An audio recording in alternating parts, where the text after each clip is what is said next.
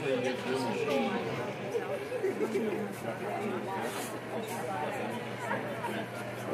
is your standard cream. Oh, and they're using it for nuts? Yeah. Everybody wants to watch. What temperature did you take the syrup to? 257. We have 5 pounds of nuts in the can. It's a quart of syrup. Quart of syrup. Quart of Amber syrup. Ignoring where it's not too high.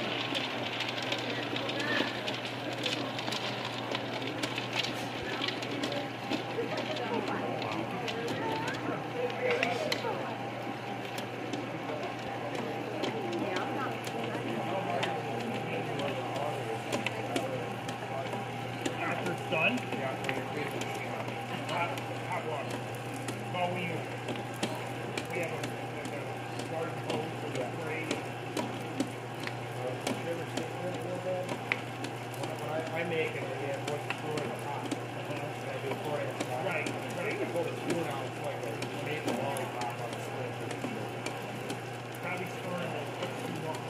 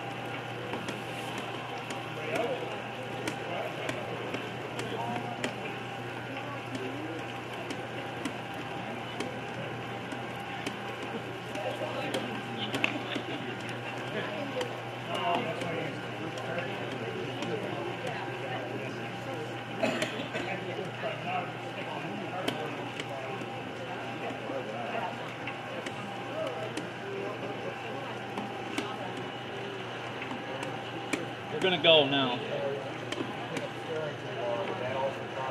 Once it hits a certain point, they go pretty cool. So you'll see that it goes from sticky, and then it immediately will encrust the nuts. David. Yep. David. Oh, look at that! David, give me a wet towel. Oh, that's neat. Wet paper towel. That's crazy. I haven't seen And one of the tricks is That's so amazing. to get more sugar coating on, and to keep the sugar coating on the nuts, you want to shut down as soon as you can, not skirt too long. You tend to. So what happened was you saw that it looked almost like sticky and still like syrup. It got cold enough that the crystallization caused the encrusting to happen. Once you see that change in the nuts, you want to turn it off soon. So like Scott was saying, if you were to continue to let it stir, what's going to happen is it's going to cause those nuts to continue to tumble against each other, and most of your encrusting would go, leave the nut. And so, the syrup's already being used, you might as well keep it adhered to the nuts. And like a lot, once you've got it that close, it's going to keep going. It's going to turn the rest of the way on its own. So at home, do you do it in your KitchenAid? How do you do it at home? Same thing on I was over there, and this was close to the same on a paddle. We both use paddle machine. Just like, well, ours are homemade paddle machines. They're a little different. Well, what's the shelf life of the nuts? About 6 months. Do you roast them or anything after this, or Nope. this is it? So what's going to happen is what we do at home is we'd have a cookie sheet. You lay them out on a cookie sheet like we'll do here. You let them dry, get good and dry, and then you package them. Well, and you want to get them out once you, pretty quick after you got them stirred, you want to get them out on the cookie sheet, get them spread out, and let them cool, cool them quicker so they don't continue to cook. So if you had say you had pulled that like 2 minutes earlier, would it have been easier to pull them out? Or would it, just down? Say that one more time. Looks like they're sticking to the side. Yep. So say you pulled it like a minute or two earlier than that, would it still be sticking to the side like it's? Yeah, it would be even more sticky. I see. Yeah, because it hadn't even got cold enough yet where the crystallization had formed. So I don't know if you could see or not, but like the nuts were very much sticking to each other. And so once the crystallization occurs, it causes the nuts to stop sticking to each other. So it's all about the timing. So like Scott was pointing out, as soon as you see that crystallization structure change, that's when you need to shut the machine off. Let it run for a few seconds, and then it's done. Shut off and go. Yep. And so you'll see when you look in the pan now, the nuts hardly are sticking to each other.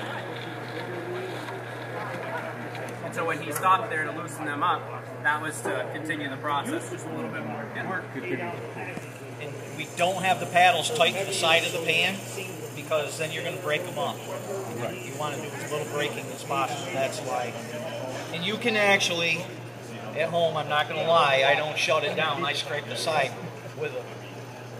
Well, we're using a new machine and we're trying not to scratch everything. And I don't like sticking the paddle in there when it's running with everybody watching it. People are going to do that on their own. Yeah.